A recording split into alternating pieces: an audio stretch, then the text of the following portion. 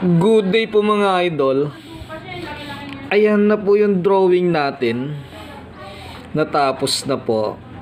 One piece stainless steel material. Ayan po.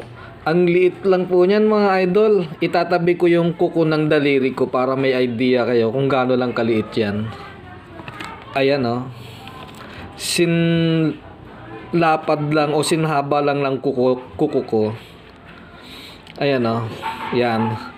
Sinlapad lang ng kuko ko. Ganun lang kaliit yan mga idol. So ayan na po siya o. Ayan.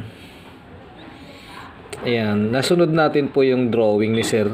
Ni customer. So meron din siyang thread na ayan o. M4 thread. So M4 thread din po yan. Ayan. So nasunod natin yung drawing niya. Kaya nagawa natin siya. Tiyagaan lang maggawa mga idol. Basta sabi nga the price is right. Biro lang po. Ito naman po yung kung saan siya naka-base. Peanut yun, tapos may base siya. Ayan. Ang liit din po niyan mga idol. Ayan o. So bigyan ko kayo ng idea. Ayan o. Nasa dulo lang ng daliri ko. So ibig sabihin kung sa kuko ibabase. So dalawang yung dalawang kuko ko, yun lang po ang haba niya. So stainless steel material din. Tapos ayan ang drawing niya. Meron siyang butas, pasok ang M4 na tornilyo.